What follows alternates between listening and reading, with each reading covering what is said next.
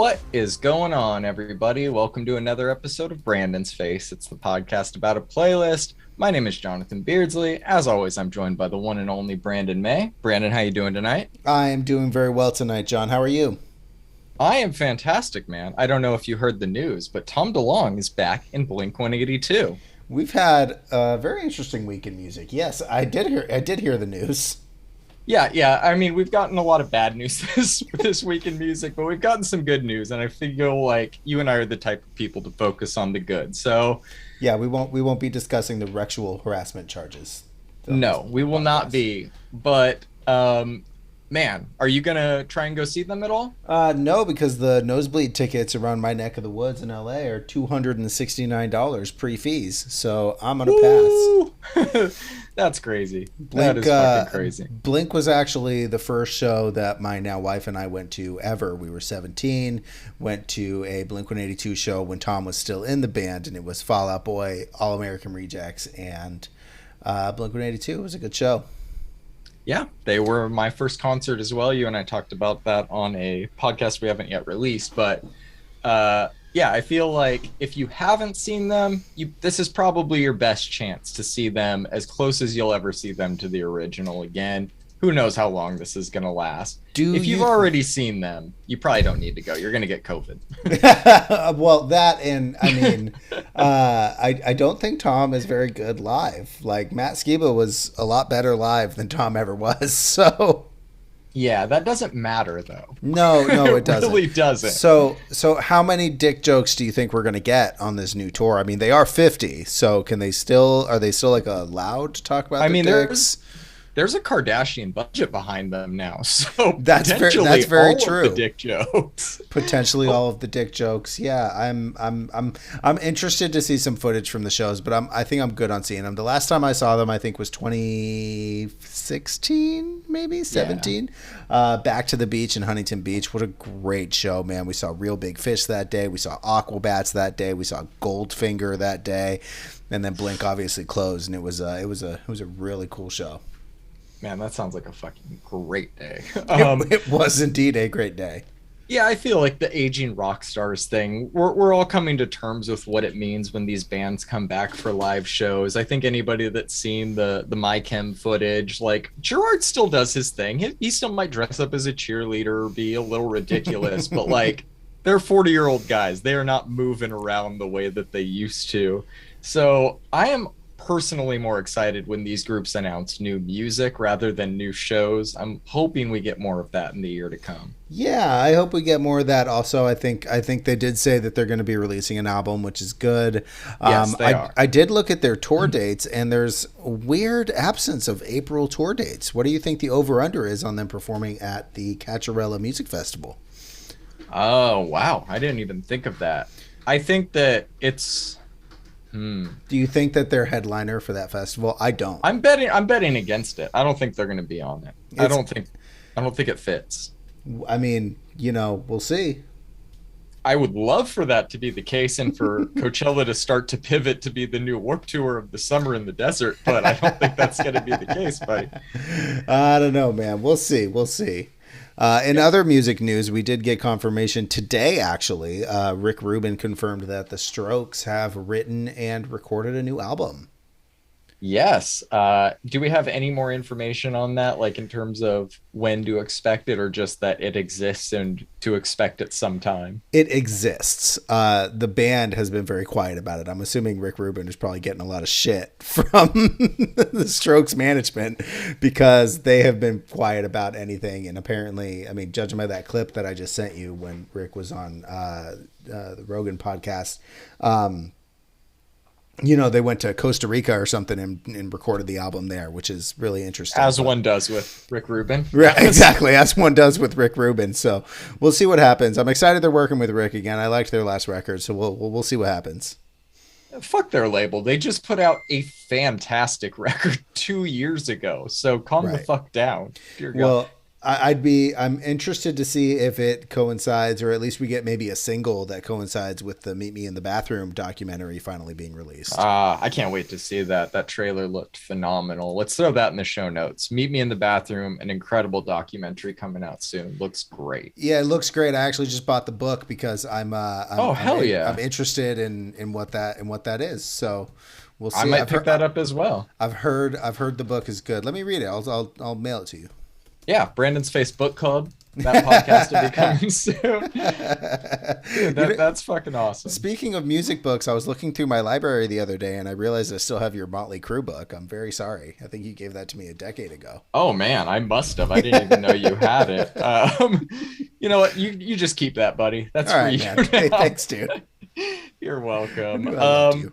So yeah, what's up, everybody? Thank you for tuning in this week. If this is your first time listening to us, first of all, thank you. Please like and follow if you aren't already. If you're watching on YouTube, you can like the video. You can follow our channel here. You can follow our Spotify page so you get all the new episodes weekly. You can find us on Reddit, Instagram, all of that fun shit. We're going to break down the singles and EPs in the front half of the show and the albums in the back half. We will try to timestamp this so you guys can jump around if you would like, although we would love it if you'd listen to the whole show. That would be awesome. Yeah, I think we're pretty cool. Yeah, I think we're all right. Let's talk about some fucking music, man. I'm very excited to get into this week. First up, we got one you threw on here from Biceps and Clara Lassonde called Water. I love this, man. You showed me Biceps, I think, late 2020, sometime around there with their album Isles. I've been a fan ever since, and I'm becoming more of a fan with every release. This song is really cool because it sounds like they're just playing with a bunch of 8-bit ringtones from an old Nokia phone, but It works, you know? But that made me think, what was your first cell phone? Oh, my first cell phone, it was a Nokia, but 3390. It was probably a 3390, but it must have been the year 1999 or 2000, and I remember I didn't like the fact that it didn't have like a flip down thing, so I bought a case for it that flipped down. Oh man, you were so 80s even in the like 2000s. That's incredible. What about you? What was your first cell phone? My first one was a Nokia 3390 with Snake 2 on it. There you go. Come at me, bro. High score for life. I think I might beat you in Snake. Well, we're gonna have to test that someday. All right. What did you think of this track, man? I fucking love Bicep, man. Isles was my favorite album of the year last year in the electronic category, and it came out in like January of llast year, I think. Mm-hmm. Something like super early in the year, and it just kept replaying in my rotation throughout the entire year. I mean, it was a easy 10 out of 10 for me. So new music from them is always good. This track is weird. It's housey. It's dreamy in this weird ethereal way, just, you know, like Bicep does. So it's very good. I liked this track a lot. Yeah, I fuck with it. Next up, we got a new one from Fred again called Kammy, Like I Do. This is probably my favorite of the official Actual Life 3 tracks that we've heard so far. Yes. I think we're going to be getting one more single before the album drops. I really don't think that any of the like Skrillex and Fortet collabs are going to be on this album, but hopefully we get them in the not too distant future. I'm not trying to make this album what I want it to be based on shit that he's played live. I'm trying to judge it for what it is based on what I've heard so far. And this song's kind of a banger. What did you think? I really like this song, man. I agree with you. It's my favorite of the singles. I don't think we should throw the next single. I think we should just review the album when it comes out. I agree. I judging by the way the sounds that he's using, it's clear he's either using old equipment or he's using old synth VSTs with his digital audio workstation, and it's really working, man. It's kind of evoking this kind of like early 2000s, right before the boom, you know? Yeah, there's like this dissonance in it that I really like. Exactly.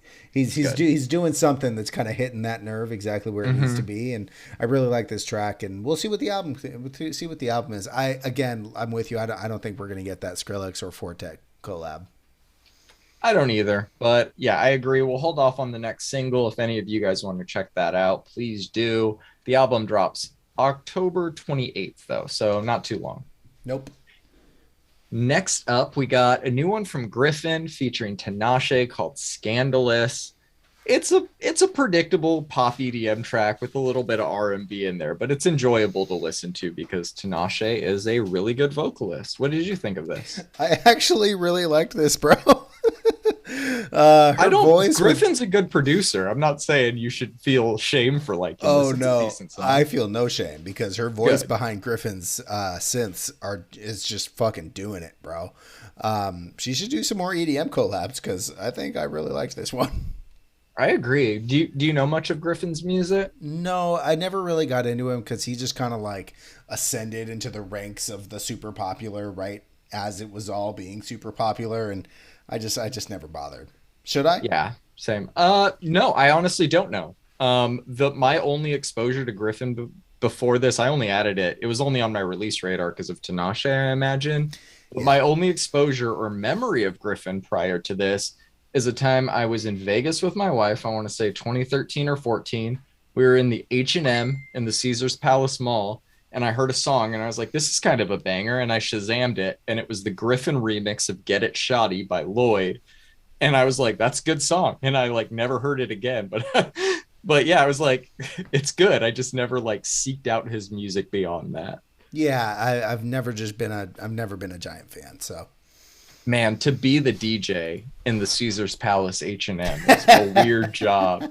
Like they actually had a physical DJ in there. It was very weird. that's incredible. Yeah, I've seen some out of place DJs before. We went to a friend of ours art show out in Pasadena, and we went to this pizza shop right afterwards, and there was a DJ in the pizza shop, and I remember thinking this guy's spinning like some deep house. It's pretty good, but why is he in this pizza shop right now?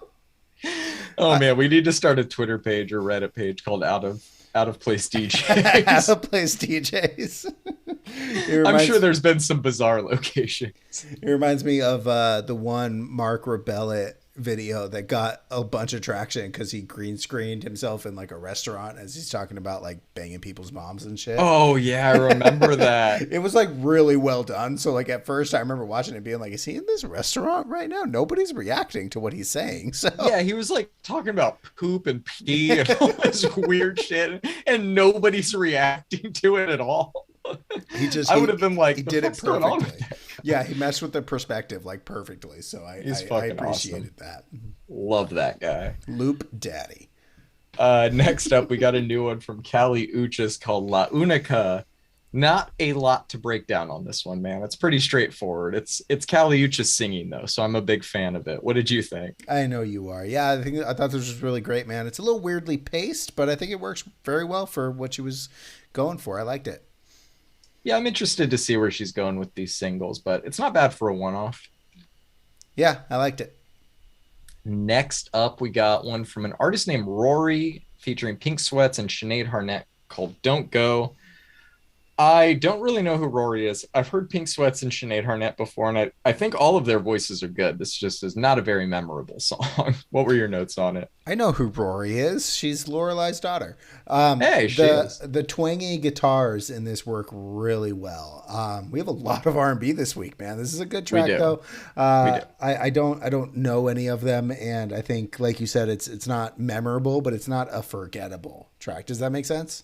Yeah, no, I think it's fine. I think it's good. I think this Rory guy only has like 2 or 3 songs out so far. So he's clearly a new artist, and I think he blends in with 2 very good vocalists. So that's impressive. It's just not really a song I'll probably come back to. Yep.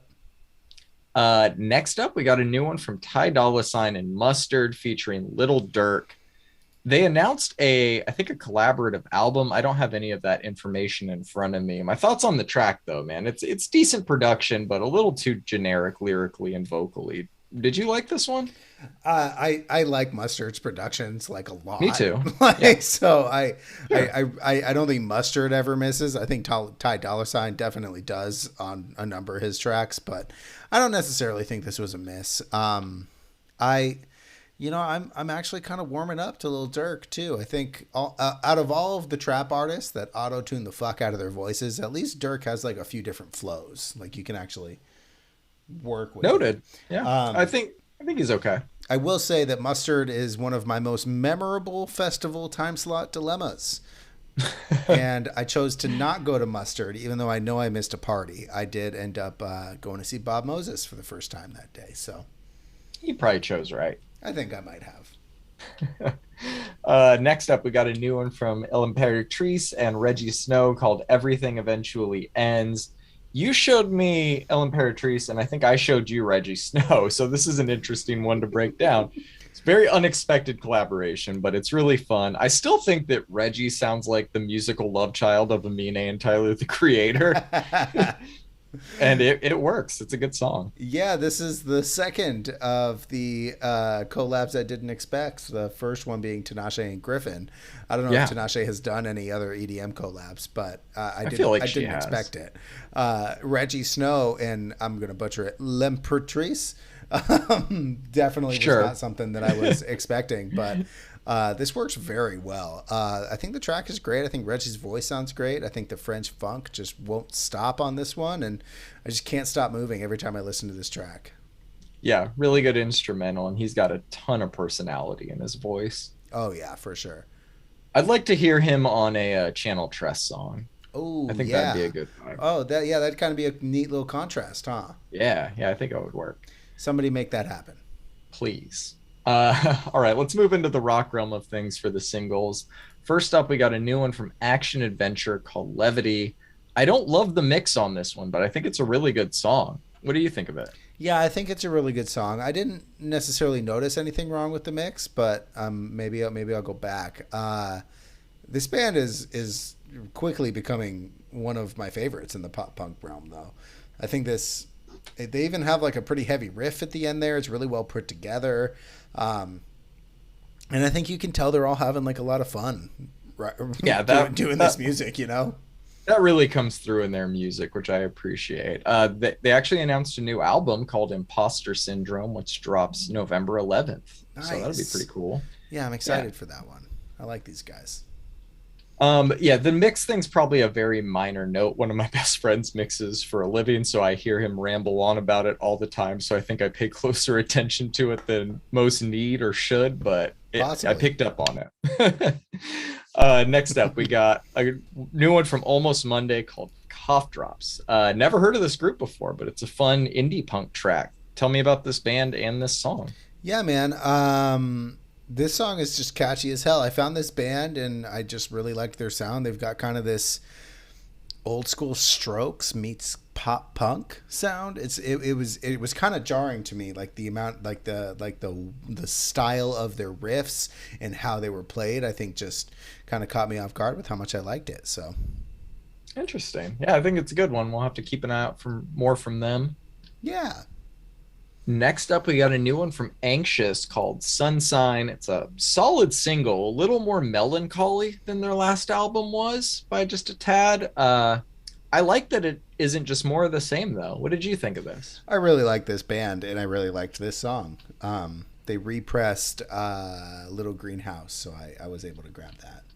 Fuck yeah. They also announced a tour. They're coming through my neck of the woods. I don't think I'm going to be able to catch them, but anybody that listens to the show that's a fan of theirs should check their website for tour dates, because I'm sure that's going to be a really good show and probably the best time to catch them before they blow up. And if this is your first time listening to us, we reviewed their album Little Greenhouse, I want to say like a month or two ago. Maybe I'll put that review in the show notes. Fuck yeah, do it. Next up, we got a new one from Driveways called Salem, and we have not talked about Driveways yet. No, I didn't even know you knew about them, to be honest. I just recently discovered this band when I put together the Scene Didn't Die playlist that we've talked about a few times, and I really enjoyed their last two albums quite a bit, and I enjoyed the single a lot as well. But I think the thing I enjoy most about them is how they really only exist during the month of October. Have you picked up on this? No, I haven't. I'm not. I only recently became aware of them because of your playlist, and I just they've been making some waves on the internet, and I said, "Fuck it." They released a new single. Let's talk about them. So that's so funny that they only exist in October. I love that. I'm sure they play shows and they obviously write and do shit year round, but their last two albums have come out within days of Halloween, and the artwork for all of their albums has a jack-o'-lantern on it. It's amazing. They even said in their Instagram post for this song, "Thank you for supporting our band every October." So this is apparently a thing, which I think is fucking awesome. I would have been a fan for them for the commitment to that bit alone and the aesthetic, but Right. it helps that they're a really great band too. Yeah, I really liked this song. So Yeah, this song fucking rips. I added it to the top of that Scene Didn't Die playlist. It's a fucking banger. I nice. love it.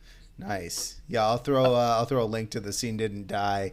You just grew out of it playlist that our very own John has created. It's a banger of a playlist, so everybody will like Yes, that. the positive reaction to it has made me keep updating it. So it's not going to just be a static thing. I will keep adding new shit to it for people to enjoy. Nice. Next up, we got a new one from Loveless and American Dream Machine called Dopamine. Dropping a single 3 weeks after an album is what I like to see from a band still making a name for themselves. You know, the Right? song itself is really good, very catchy, like most Loveless songs are. I don't know who American Dream Machine is, but their sounds seem to mesh really well together. What did you think Yeah. of this? I liked this one a lot, man. Oh, this I think has recently changed to where American Dream Machine is the lead artist on I was Spotify. just gonna say it. I'm Okay. it might be. Or you think they're doing like a split or something? I don't know, No, but what I think it is that Loveless is mostly a singer, and I think that the vocalist did a song with an instrumental band. That's my guess. got That's it. going to be my guess. I'm guessing they provided the music. They had the Loveless dude play some vocals on it. Nice. Whatever it is, we're ill prepared. We've not done our homework on this song, but it's a good track. I liked it. Yeah, I like this one too. Next up, we got a new one from Magnolia Park and Taylor Acorn called Misfits. I don't love this track, but it's not bad. The feature part is just the part that feels a little forced to me, but like you said earlier, I can't remember who you said it about, but it sounds like they're having fun, which I think is the most important thing about this type of music.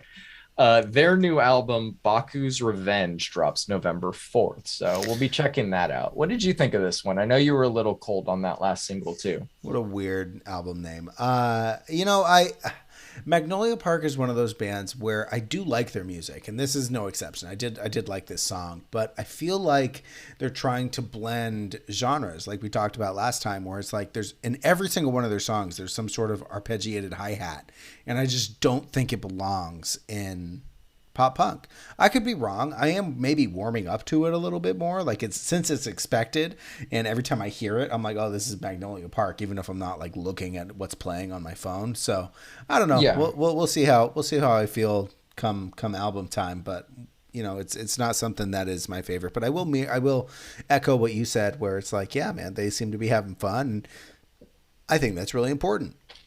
I think that I don't hate the arpeggiated hi-hats in this genre quite as much as you do. I think they're trying something and it's like, are we going to do the same thing or are we going to try something new? But yeah, like in this particular song, it's like when you get to that feature verse or you're like, am I listening to like an Alice in Wonderland song for a second here? Like this is very different than what I was just listening to. Do you think Taylor Acorn is a stage name, or do you think some unfortunate person is named his last name Acorn? I think it's a girl. Isn't that a girl on the second verse? It's a girl. I said Okay. person. Oh, okay. I thought you said guy for some reason.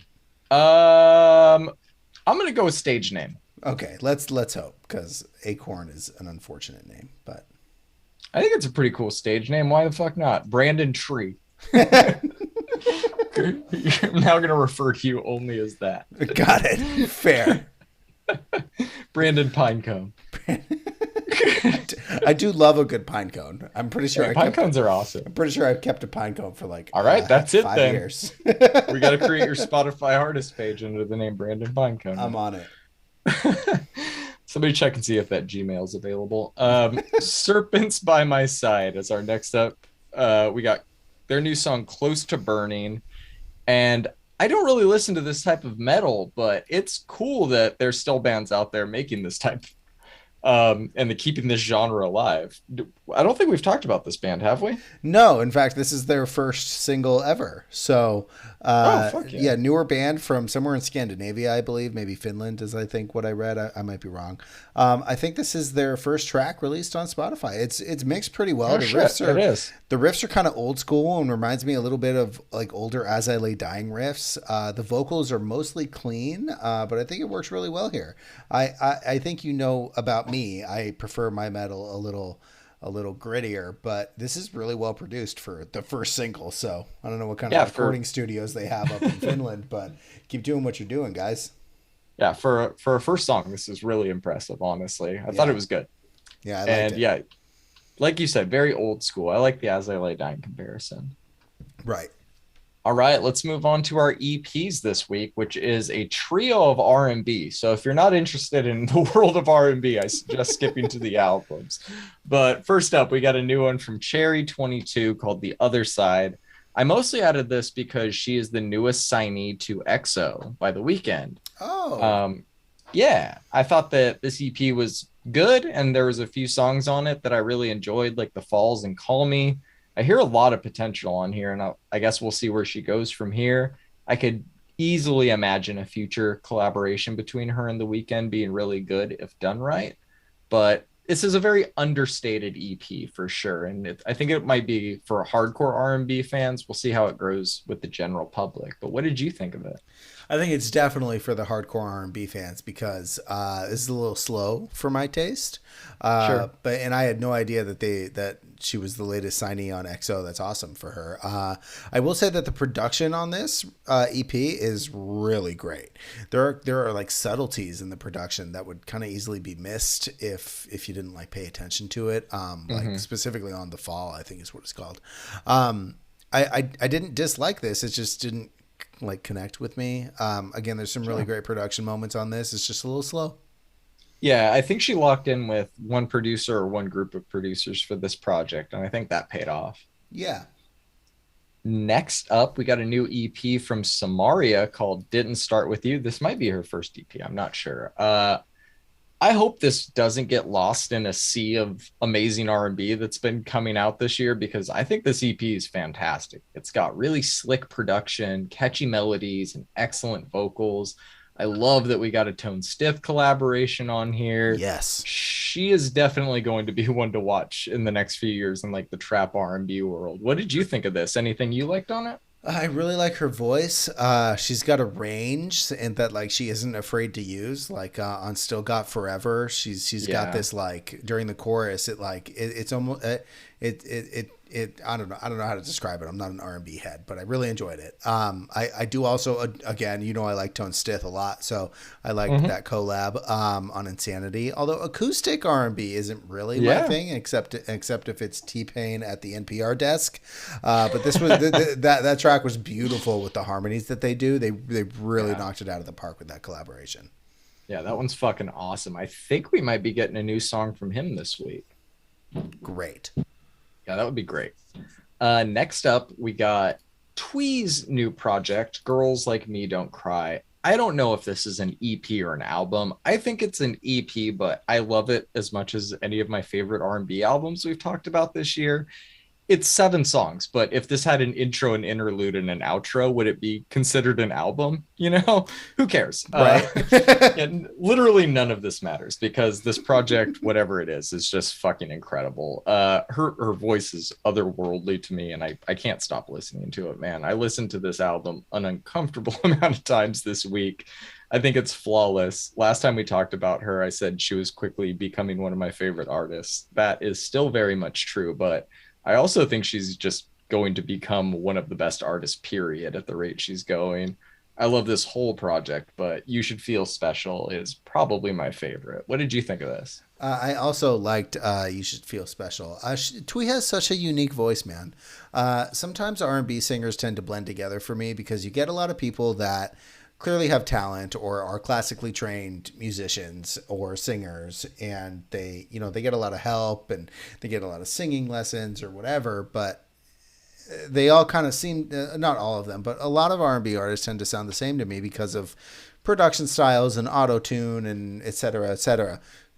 Thuy really stands out, man. She's got this beautiful voice, man. Because she doesn't need any of that shit. No, she doesn't need any of that, man. She just blows everybody out of the water, and I can totally understand why she's becoming one of your favorite artists. She's definitely up there in R&B for me. I mean, she makes some great music, and this is obviously no exception. I agree that if she added an intro and an outro, it probably would have been considered an album, but maybe she's got more in the works and just wanted to put something out to say they're all fans, projects. You know? They're all projects. Yeah, she just put out a fantastic album last year. Right. I wasn't expecting a new project this year at all. I am happy to get this. I'm even more happy that it turned out as great as it did. Yeah. All right, man, you ready to move on to the albums? Sure. Okay, first up this week, we got the new album from WILLOW called Coping Mechanism. It was delayed a little bit, but it's finally here. Now that it's finally here, what do you think of it, Brandon? Okay. I want to have a little conversation with you about authenticity and what it feels like. Let's go. I think that WILLOW writes lyrics that are authentic. However, she tries so hard to come off as authentic that it feels inauthentic. I think I articulated what my feelings were on that pretty well.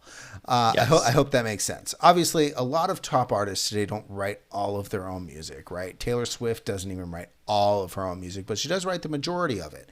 And it's safe to say that most artists in the pop genre, of which I firmly place WILLOW regardless of what stylistic and thematic departures she tries to go after, don't write their own music or lyrics. All of this is to say that while I enjoy WILLOW's music a lot, it doesn't really hit the spot that I want it to. When she sings about just like wanting to go to her room, I imagine like a giant mansion where Jeffrey comes out and says, you know, Miss WILLOW, shall I bring you some tea?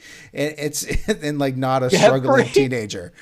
Not to say that she can't have emotional struggles because of her family's wealth, but that does seem to be the imagery that invokes in me when I listen to her music. I do like this record. There are some great riffs, there's some great lyrics, there's some interesting heaviness kind of blended in there, and there's also a couple of bland moments, but overall I did enjoy it. I don't think I'm going to be coming back to this very often like I don't with her last record, even though I really enjoyed that one too. I gave this one a 6 out of 10. Curious Furious is my standout just because of how infectiously catchy it is. Sure. What were your thoughts on her SNL performances? I thought they were fantastic. I get where you're saying the pop thing, like in the performance of You're a Stranger, like she's very clearly holding a guitar the whole time as a prop to put it through the TV thing at the end instead of like needing to play the guitar during that performance. Right. So there is a performative aspect to it, but I don't think she can approach it from any other place given where she comes from in life. And I think that like she was dealt a great hand in life, and I don't think that that's her fault. And I think she's playing it in the most respectful way to the authentic crowd. I don't think she's trying to come off as authentic. I think that there is possibly a try-hardness of it, but I like that about it. I like that she's still trying to impress fans of this music when she clearly does not need to really anymore. Like she succeeded at it. Transparent Soul was a massive single last year. She doesn't need to keep dabbling in this. The fact that she wants to see what else she can creatively explore from it, I think is fucking cool. Yeah, I'll agree with you on that. I don't want to downplay anything that she goes through and has emotional connections to lyrics that she writes. I guess I was just trying to paint a picture of the imagery that comes across with when I listen to her music, you know? I love our continuing conversation about authenticity within this form of music, because we could talk about it with like Magnolia Park or any of those groups too. Like this is just what the genre has become, and that's very much what started me to make that playlist. It's like the scene didn't die, you just grew out of it, and reasons people grow out of it isn't just scarcity. It's because they don't like what it becomes, but what it becomes is what it is, you know? Like you either like it or you don't. You stay on the train or you get off. That's your decision. But we're gonna name this the pop punk paradox. Yeah, the genre keeps progressing with or without you, and I think that this is a progression of where it has gotten to, at least in the mainstream pop landscape version of it. Fair. That's super fair. So what'd you think about the record? You liked it? Man, I did really enjoy this. I think that her voice is just so unique, man. She Like has a great voice. A lot of singers, I always say on this podcast with so many reviews that a lot of singers use their voice like an instrument, but she uses her voice like a fucking weapon, man. And like I was trying to think of like what weapon it would be, and all I could come up with is a sword coated in sandpaper, because it has to be as sharp as it is abrasive, you know? Yeah. That's like what I hear, and I think that she's a phenomenal vocalist, and I think that this is some of her best vocal work to date, in my opinion. She fucking screamed on SNL. Yeah, she really got after it. She really got after it, man. Like, System of a Down has not been back since their time on the show. That was for different reasons, but you know, they don't really cater to this too often. I think it's cool she did that. On terms of this album, man, I think that all of these songs are pretty well written. They're catchy, and I found the music itself on this album to be a slight improvement over her last album. It feels like she's really dialed in on the aspects of the sound that she wants to explore the most. It's hard to pick standouts because this album just all kind of flows together when I listen to it, but some of my favorite tracks were probably the opener, Maybe It's My Fault. I thought the title track, Coping Mechanism, was good. You're a Stranger, which she performed on SNL, was good. Batshit's a good closer, but you're right, Curious Furious is probably the most like all-around best track on the album, and the one I would recommend if somebody was just going to check out one. She continues to impress me with every new release, man. This album lived up to my personal expectations for it. I'm going to give it a solid 8. I think I'm going to be returning to it a little more often than you, but I'm going to disagree, man. I think this goes into the rock category. Okay, fair. I think it's pop rock, but I think it's rock. You know, man, we're allowed to disagree. Neither of us are wrong. Yep. Well, tune into our end of the year pop and rock shows to see where we place this album. Right. If we place it. All right. Next up, we got a new one from Lamb of fucking God, Brandon. This one is called Omens. I have some thoughts on this album, but I want to know what the metal aficionado himself thinks of it. All right. Let's continue to talk about authenticity. Let's go. I was really excited for this record to drop, man. I really did like their self-titled that they released in 2020 that opens with Memento Mori, which is one of their best songs in years. But this album seemed a little uninspired to me. Don't get me wrong. It's still good. It's still Lamb of God. It's just not as good as some of their other records. Randy's vocals seem a little bit too processed, a little bit too produced. The lyrics seem a little bland, and the instrumentals, while good, it kind of just felt phoned in for me. Other than that, the production is really clean, as most of the records are. Like we talked about, Nevermore is that guitar solo on Nevermore is fucking great. We have yet another example on Vanishing where vocalists just can't seem to hit the same feeling when pronouncing satellites that Craig Owens did. To the Grave has some of the worst lyrics I've heard in metal in a while. While trying to describe a demon within oneself, they used imagery of doing push-ups in the dark with a knife between its teeth. Come on, man. What the hell is this? Well, the track is really good instrumentally. The lyrics just take so much away from it that it just becomes unlistenable to me, which is normally the opposite in metal for me, right? Like normally, like the lyrics don't really fucking matter because you can't understand them. But because Randy's vocals are so overproduced, you can hear him enunciate all of these things. I don't know, man. But we do get to hear some of Randy's old hardcore roots on the Denial Mechanism, which also has some of the best lyrics on the record. This should have been the closer, in my opinion. The switch to September song is paced just a little weird. I gave this one a 5, man. My standout was Denial Mechanism, and is one of the is the best song on the record for me, even though Nevermore. And I think what was Grayscale was the other single that we got. Are pretty good. I like Denial Mechanism a little better. What did you think of this, Mister? You've seen a bunch of metal, man. You're a metal aficionado now. We've talked enough about him. I fucking disagree with you entirely. I think this album fucking rips. Okay. I thought it was a pretty much nonstop banger, man. I thought it was technical. It was heavy. It's epic without being over the top, but I'm not a very big lyrical person. And I think that the most thing I took from your review is that this is metal for people who don't like metal, which is like, I'm hit, man, down. You know what's funny about that statement though, and what I kind of just mentioned is that Randy Blythe had roots in the hardcore scene before Lamb Yeah, of God, yeah. so he's a punk guy. So I get that. Yeah, I don't know, man. I didn't really To the Grave wasn't a standout for me at all. I thought the vocals on most of this album were good. I didn't think any song was particularly bad. I thought that the best songs were Vanishing and Denial Mechanism. Ditch and Three Designs were pretty good. I didn't really hate September Song as an album closer either. I guess the pacing and switch are a little jarring. I didn't like give a raving review to this album. I give it a 7 out of 10, but I didn't think it was nearly as bad as you thought. That's why I always go to you first on these things, because you pointed out a lot of things that I didn't pick up. And even though I agree with a lot of what you said, I still walk away thinking this album is pretty good. Absolutely, man. And this is kind of why we do this, right? Lamb of God is a massive band.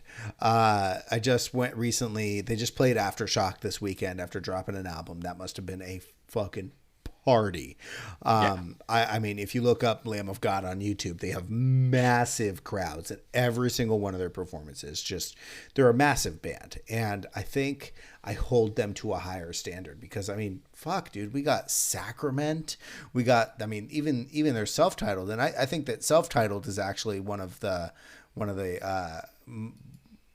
is not a very favored album in their discography. But fuck, man, we got Sacrament in '06. We got Ashes of the Wake in 2004. Philadelphia As the Palaces Burn. I mean, there's these massive albums that, in my opinion, this album doesn't hold a candle to, and maybe that's why I'm a little bit too critical of it because I think they can do better.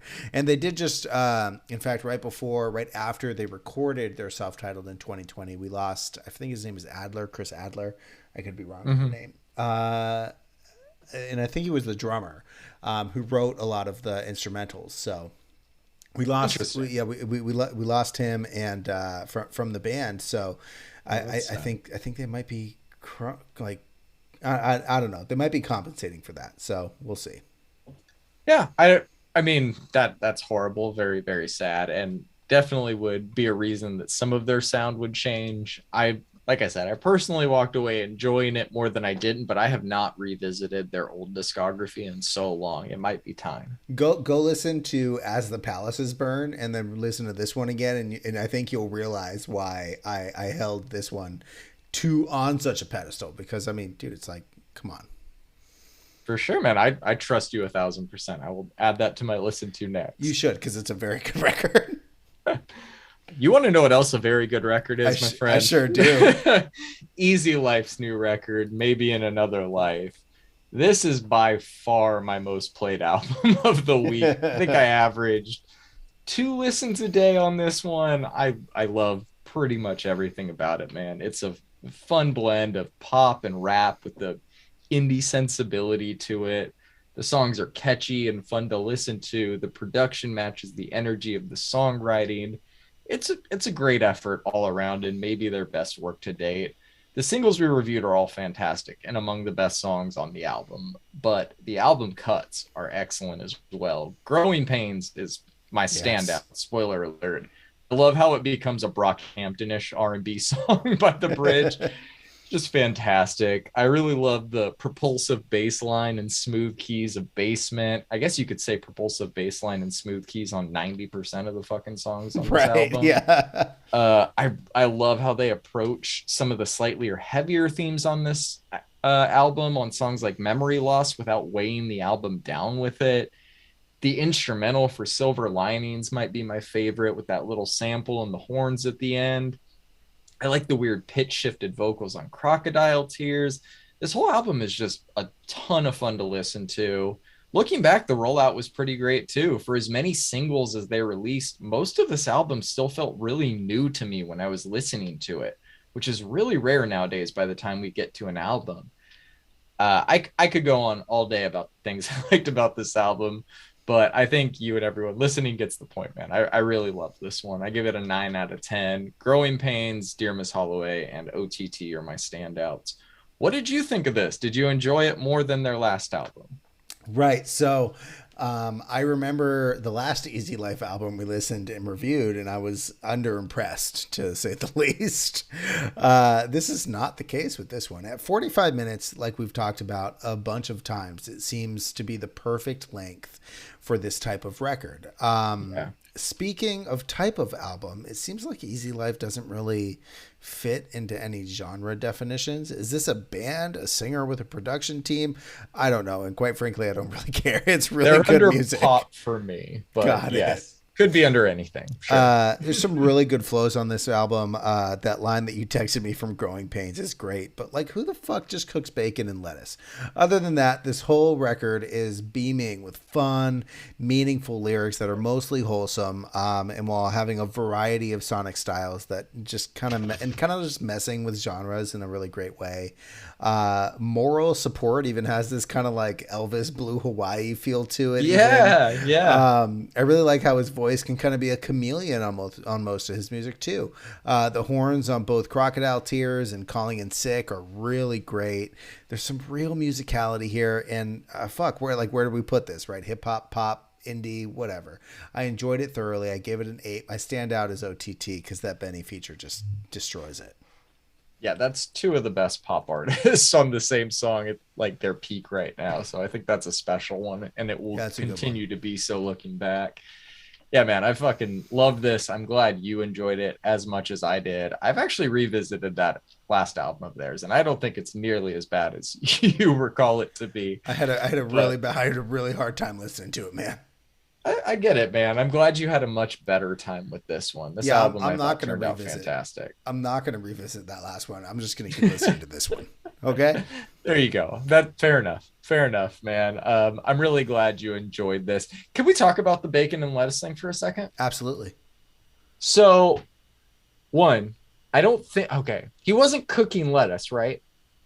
I'm pretty sure he said cooking up some bacon with some lettuce. He definitely said that, but like, is he making like a protein style bacon sandwich to go, or is he making a BLT and just like you can't say tomato because of the rhyme scheme? Is he making a spinach omelet? Does he consider spinach lettuce? Oh, that's a good one. I didn't even think of that shit. It just came in. So I don't know. You know what? Easy Life, I know you're listening. Come on the show. We'll talk to you about some cooking.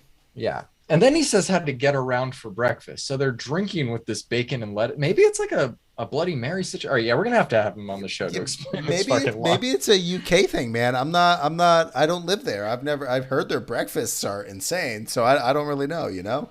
I think it's like beans and blood sausage and toast. I don't think it's bacon and lettuce. Cooked lettuce. Yeah, we're definitely gonna have to have him on the show sometime. That needs to be answered. Yeah, we'll see. Well, going from one ridiculous topic to another, let's talk about this new King Gizzard album. It's called Ice, Death, Planets, Lungs, Mushrooms, and Lava.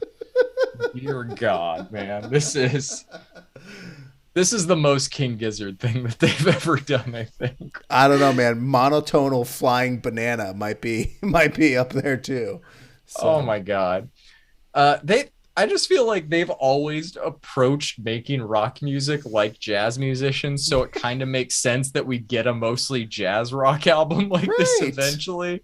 And I don't even know if what they're doing on this album is technically called jazz rock, but I like that name, so I'm going with it. Like all King Gizzard albums, I can't do a traditional breakdown on this. There's way too much to analyze to even try that. As always, their instrumentation is among the best in the world today. But this album is anchored by the guitars, which do some truly mind-blowing things on a few of these songs. But there's incredible contributions on here from some brass instruments, from some wind instruments. I don't think I was expecting this to be as great as it was in terms of like just a full commitment to this weird jazz rock bit, but I love it. Have you ever seen the show I Think You Should Leave on Netflix? I want to say yes. Is that There's with some Tim comedy. Robinson. It's Tim like a Robinson, sketch yeah. comedy. I've definitely In season 2, there is a absurd like action movie Santa Claus trailer that they do like a press junket for, and the actor that plays the Santa Claus action guy describes the movie as a cosmic gumbo. And I feel like that's the only way to fucking describe this album. It's a cosmic gumbo, man. I gave it an 8 out of 10. My standout is either going to be Mycelium or Iron Lung. I can't pick, though. Oh, man. All right. This band is so hard to pin down. This is the first of 3 releases we're getting this fucking month, and they I think they just released another one today, but the one that they released today was actually the one that they released in March, but it came out on streaming today. So oh, that's right. And it's also not really an album. It's 2 15-minute tracks, but we can call it a record. We're going to have the twee discussion again. Well, we're definitely going to talk about it. You put an intro, interlude, and an outro on that. That's an album. Oh man, so you know that I love this band and the music that they make. This record is fun, it's jazzy, it's funky, it's a little psychedelic, it's a little weird, it's a little fucking awesome, and there really isn't much else to say, right? Other than every track on this album is highly enjoyable, and you can tell they just have so much fun jamming out, man. I don't know how they have such a high output of good music. Like you hear of, I remember back in the mixtape days, we were getting Dat Piff mixtapes from Gucci Mane every fucking week, but none of them were good, right? You had a couple of tracks that were good, but like a high output, right? How do they make such good music so often? Like they must live in the studio. That, or they go into the studio and they just bang this shit out in a couple hours and they're like, all right, cool, I'm done. You guys want to go have drinks? You know, like... I think it's somewhere in between those. It's got to be something like that, right? Obviously, this is a little less dynamic than Omnium Gatherum, although Omnium Gatherum is the most dynamic record they've put out to date. And while that's probably by design, that does make for, I think, a less engaging record overall. So I'm not going to give this one 10, but I am going to give it an 8. I think my standout is Ice 5, man. It's just 10 minutes of just absolute joy. It's just elatement for 10 whole fucking minutes. So it's fantastic. Great album cover too. Love the font that they used. Everything great. Oh yeah, no, definitely good, man. I rocked my King Gizzard shirt on Friday to recognize that we got a new King Gizzard album, and I'm gonna have to wash that shirt a number of times this month. So yes, you are. One of my coworkers is going to see them pretty soon, so that should be pretty cool. I'd love to see them live. I heard they just fucking do it, man. I heard that they just get up and just do it, and they'll do like 15 minutes tracks from like 5-minute tracks that they'll record 5-minute tracks and then live it'll be 15. Yeah. So yeah, man. It sounds fucking awesome. I'm waiting to hear about it. I'm excited. That's how legendary they are. I'm excited to hear about one of their shows. Right. Exactly. All right. Let's talk about this new Daphni album. I think I've been calling him Daphni. It's Daphni. I think it's Daphni too. It is Daphni. There's no I in between the H and N. I honestly thought there was an I also. I think it's the H right there. Yeah, it's been confusing the shit out of me. So I'm sorry, Caribou, whatever your real name is. Daphni. Dan Swaith. Yes, Dan Swaith. This is the new Daphni album called Cherry. I'm a little torn on this one. I'm interested in your thoughts on it, though. All right, so I love Dan Swaith and his Caribou project. Big fan of Caribou's project. I think he put out Suddenly in 2019, and that was just on fucking repeat forever.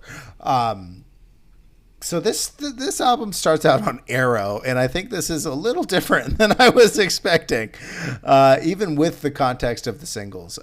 Always There is just atrocious, and it's a skip on so many levels. It's just a bad song.